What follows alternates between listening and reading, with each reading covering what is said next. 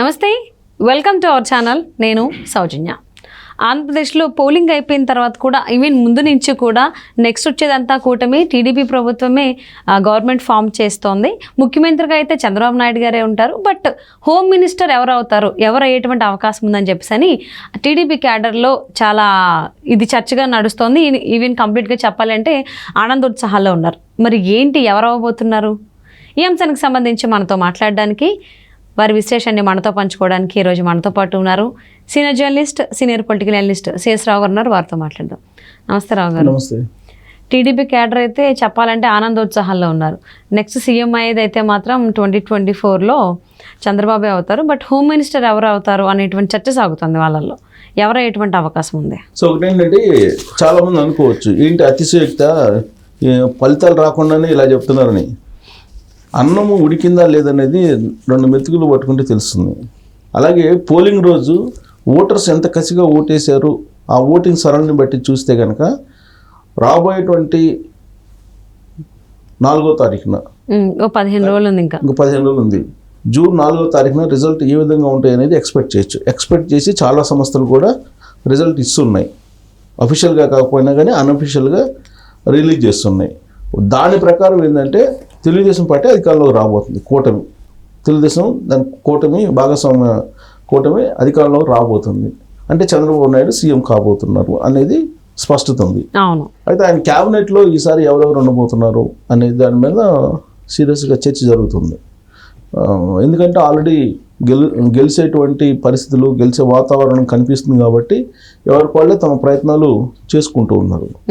ప్రత్యేకించి home minister ఎవరు అనే దాని మీద చాలా సీరియస్గా చర్చ జరుగుతుంది. దానికి కారణం కూడా జగన్మోహన్ రెడ్డి.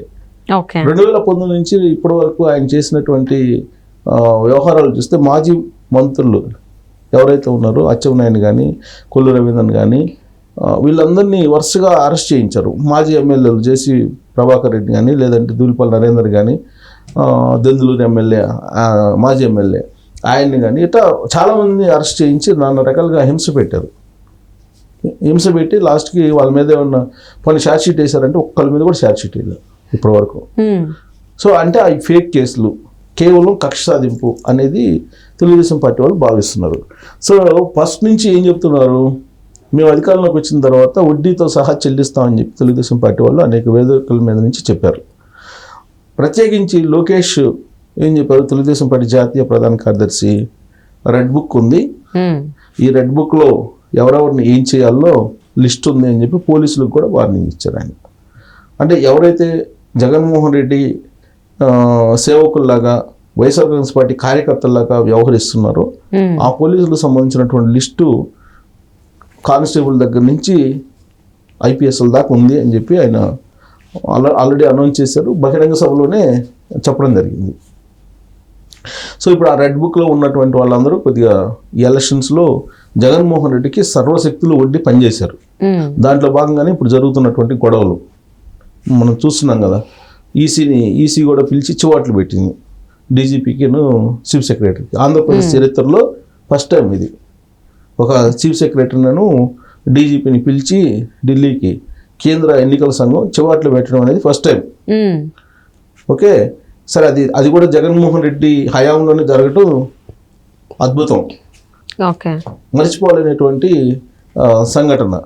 సో కాబట్టి పరిపాలన ఎలా జరిగిందనే దానికి ఇదే ఉదాహరణ. సరే, ఇప్పుడు అనొచ్చు జగన్మోహన్ రెడ్డి లేడు కదా, ఎలక్షన్ కమిషన్ పరిధిలో కదా యంత్రాంగం అంతా ఉంది, మీరు జగన్మోహన్ రెడ్డి ఎలా విమర్శిస్తారని చెప్పి అనొచ్చు. అసలు జగన్మోహన్ రెడ్డికి సేవకుల్లాగా కొంతమంది వ్యవహరించడమే పెద్ద ఇది కదా, పెద్ద న్యూస్ అదే కదా. ఫస్ట్ నుంచి కూడా విపక్షాలు చెప్తుంది అదే కదా. ఇప్పుడు వాళ్ళు ఏం చేశారు, మొన్న ఈ మధ్య నేను ఒక ఇంటర్వ్యూ చేశాను, సీతారామరాజు గారు అని senior journalist, almost 45-50 years experience ఉన్న జర్నలిస్టు. ఆయన ఇంటర్వ్యూ చేస్తే ఆయన చెప్పినటువంటి మాట నాకు ఇప్పటికీ మర్చిపోలేకపోతున్నాను. ఆంధ్రప్రదేశ్లో జగన్మోహన్ రెడ్డి ఒక డయర్ లాగా పరిపాలన సాగించాడని. డైర్ ఏం చేశారు, ఆ రోజున్న ప్రైవేట్ సైన్యంగా తయారు చేసుకొని ఈ పోలీసుని వీళ్ళందరినీ ఆయన హింస పెట్టేవాడు ప్రజల్ని. అలాగే ఇప్పుడు జగన్మోహన్ రెడ్డి పోలీసుల్ని తన సొంత మనుషులుగా, సొంత సేవకులుగా మార్చుకొని వాళ్ళని ఉపయోగించేసి సామాన్య ప్రజల్ని అలాగే విపక్షాలని ఇబ్బంది పెట్టేటువంటి పరిస్థితి తీసుకొచ్చారనేది ఆయన చెప్పినటువంటి విశ్లేషణ. నా ఇంటర్వ్యూలో చెప్పారు, అది ఆల్రెడీ ఉంది, యూట్యూబ్లో కూడా ఉంది ఆ వీడియో. ఇప్పుడు ఆ పరిస్థితి రావడానికి కారణం కూడా అదే. ఇప్పుడు వాళ్ళు ఏంటి, ఆల్రెడీ ఇక్కడేమో లోకేష్ రెడ్ బుక్ చూపిస్తున్నారు, ఆ రెడ్ బుక్లో వీళ్ళ పేర్లు ఉన్నాయి. రేపు మళ్ళీ అధికారంలో రాకపోతే జగన్మోహన్ రెడ్డి తమ పరిస్థితి ఏంటి అనేది వాళ్ళ ఆలోచన. అందుకే వాళ్ళు ఏం చేస్తున్నారు, వైఎస్ఆర్ కాంగ్రెస్ పార్టీ కార్యకర్తల్లాగా వైఎస్ఆర్ కాంగ్రెస్ పార్టీకి సంబంధించినటువంటి వ్యక్తుల్లాగా వ్యవహరించారు. ఒక ఐపీఎస్లు కానీ ఐఏఎస్లు కానీ లేదా ఉన్నత అధికారులు కానీ ఎస్ఐలు కానీ సిఐలు కానీ లేదంటే ఆర్డీఓలు కానీ ఎంఆర్ఓలు కానీ, కొంతమంది, అందరు కాదు, స్పష్టంగా చెప్తున్నా, కొంతమంది వాళ్ళు పార్టీ మనుషుల్లాగా పనిచేశారు. జేపీఎస్ అన్నారు కదా, జగన్ పోలీస్ సర్వీస్ కింద చేశారని చెప్పేసి అని చాలా వీడియోస్లో మెన్షన్ చేశారు. ఇందుకోసమేనా నెక్స్ట్ గవర్నమెంట్ ఫామ్ చేయబోతున్నటువంటి కూటమి సీఎం అయితే చంద్రబాబు, నెక్స్ట్ క్యాడర్లో ఎవరు ఉండబోతున్నారు, హోమ్ మినిస్టర్ ఎవరు కాబోతున్నారు అనేటువంటి చర్చ సాగుతోంది అంటారు. అందుకే ఇప్పుడు దాని పర్యవసానం ఇప్పుడు జరుగుతున్నటువంటి గొడవలు. సో ఇప్పుడు రాబోయేటువంటి రోజుల్లో మేము వడ్డీతో సహా తీర్చుకుంటామని చెప్పారు కదా క్యాడర్. ఇప్పుడు క్యాడర్ కూడా చాలామందికి ఇప్పుడు ఎందుకు పోలింగ్ జరిగింది, మొన్న పోలింగ్ జరిగిన రోజు ఓటే లేదని చెప్పేసి తెలుగుదేశం పార్టీ వాళ్ళ ఇంటికి పోయి కొట్టారు వైజాగ్లో, ఉత్తరాంధ్రలో జరిగింది. సరే మిగతా చోట్ల కూడా చాలా వరకు అలానే జరిగింది. సో ఇలాంటి వాళ్ళ అందరికి కూడా మేము ప్రతీకారం తీర్చుకుంటాము అని చెప్పి చాలా కాలం నుంచి తెలుగుదేశం పార్టీ వాళ్ళు చెబుతున్నారు. సో రేపు అధికారంలోకి వచ్చిన తర్వాత హోమ్ మినిస్ట్రీ పదవి అనేది ఎందుకు ఇంపార్టెంట్ అనే దానికి ఇవన్నీ చెప్తున్నా. ఓకే. సో ఇప్పుడు అధికారంలోకి రేపు రాబోతున్నారు, వచ్చే అవకాశాలు కనిపిస్తున్నాయి ఓటింగ్ సరళిని బట్టి చూస్తే. అప్పుడు హోమ్ మినిస్టర్ ఎవరు అవుతారు? ఇప్పుడు కత్తి మీద సాము, ఆ మంత్రిత్వ శాఖ అనేది కత్తి మీద సాము రాబోయేటువంటి రోజుల్లో. మిగతా మంత్రిత్వ శాఖలు ఒక ఎత్తు, రాబోయేటువంటి రోజుల్లో హోమ్ మినిస్టర్ అనేది మరొక ఎత్తు. చాలా కీలకం కాబోతుంది. ఎందుకంటే తెలుగుదేశం పార్టీ క్యాడర్ కసిగా ఉన్నారు. 2019 నుంచి ఇప్పటి వరకు ఊచకోత కోసుకుంటూ వచ్చారు YSR Congress party. Almost list ఉంది, వందలాది మంది నుంచి వీళ్ళు ఊచకోత కోసారు. సో వీళ్ళు కూడా అంతే కసిగా ఉన్నారు కదా. రేపు అధికారంలో రాగానే ఏం చేస్తారు అనేది వినిపిస్తుంది. ఇప్పుడు అందుకే ఇప్పుడు అధికారంలోకి రాబోతుంది తెలుగుదేశం అనగానే కొంతమంది ఆల్రెడీ ఊళ్ళో పెట్టి వెళ్ళిపోతున్నారు. వైఎస్ఆర్ కాంగ్రెస్ పార్టీకి సంబంధించి ఎవరైతే ఈ వేటకొడవల్లో బాంబులు పెట్టుకుని తిరిగారో వాళ్ళు ఊళ్ళో పెట్టి వెళ్ళిపోతున్నటువంటి పరిస్థితి. ఇప్పుడు అజ్ఞాతంలోకి వెళ్ళిపోయారు పిన్నెల్లి రామకృష్ణారెడ్డి, లక్ష్మారెడ్డి అని చెప్పి చెబుతున్నారు ఇవాళ లేటెస్ట్ న్యూస్. సో ఇట్లాంటి పరిస్థితుల్లో రేపు చంద్రబాబు నాయుడు క్యాబినెట్లో హోమ్ మినిస్టర్ అనేది కత్తి మీద సాము ఆ పదవి. సో అది ఎవరికి ఇస్తారు? అది ఎవరికి ఇస్తారు? అది పవన్ కళ్యాణ్ అడిగి తీసుకుంటారా? పవన్ కళ్యాణ్ అడిగితే ఖచ్చితంగా పవన్ కళ్యాణ్కి ఇవ్వాల్సిందే, ఇస్తారు కూడా, కాదనలు. కానీ పవన్ కళ్యాణ్ ఈ మధ్య చేసినటువంటి ట్వీట్ని చూస్తే అతనికి వ్యవసాయ రంగం మీద దాని మీద ఇంట్రెస్ట్గా ఉన్నట్టు చర్చ జరుగుతుంది. రైతులు నష్టపోయారు, కౌలు రైతులకు న్యాయం చేయాలి, ఇవన్నీ కూడా ఆయనకి కొంచెం హ్యూమన్ యాంగిల్లో వ్యవసాయం మీద ఎక్కువగా కాన్సన్ట్రేషన్ చేయాలనే ఆలోచన. ఆయన ఫ్రీ టైంలో కూడా చేసేది అదే కదా, ఫార్మింగ్ ఎక్కువ చేస్తుంటారు. కొద్దిగా ఇష్టం ఆయనకి పూర్ పీపుల్ని కలవటం ఇవన్నీ కూడా, బస్ అది తీసుకునే అవకాశం ఉంది.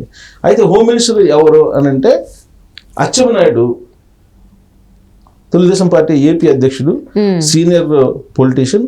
అచ్చెన్నాయుడు హోమ్ మినిస్టర్ తీసుకునే అవకాశం ఉంది. హోమ్ మినిస్టర్ కూడా ఆయనకే ఇస్తారని కూడా తెలుస్తుంది. ఎందుకనంటే రామ్మోహన్ నాయుడు ఒకనొక సందర్భంలో మా బాబాయ్కి ఈసారి హోమ్ మినిస్టర్ ఇవ్వాలి, హోమ్ మినిస్టర్ ఇస్తే తడాకేందో చూపిస్తాము, బీసీలు అంటే ఏందో వైఎస్ఆర్ కాంగ్రెస్ పార్టీ వాళ్ళకి. మా బాబాయ్ని నిరాధారణ ఆరోపణలతోటి ఆయనకి హెల్త్ బాగాలేకపోయినా కానీ శ్రీకాకుళం నుంచి అరెస్ట్ చేసి తీసుకొచ్చి రాష్ట్రం మొత్తం తిప్పి ఆయన జైల్లో పెట్టారు. సో కాబట్టి ఖచ్చితంగా మాకు హోమ్ మినిస్టర్ కావాలని చెప్పి రామ్మోహన్ నాయుడు అడిగాడు. రామ్మోహన్ నాయుడు ఎర్రమనాయుడు వాళ్ళ అబ్బాయి, వాళ్ళు ఆయన బాబాయ్ అవుతాడు అచ్చెన్నాయుడు. సో రామ్మోహన్ నాయుడు అడిగాడంటే ఖచ్చితంగా చంద్రబాబు నాయుడు కాదన్నాడు. కాబట్టి అచ్చెన్నాయుడు హోమ్ మినిస్టర్ అయ్యే అవకాశాలు ఉన్నాయి.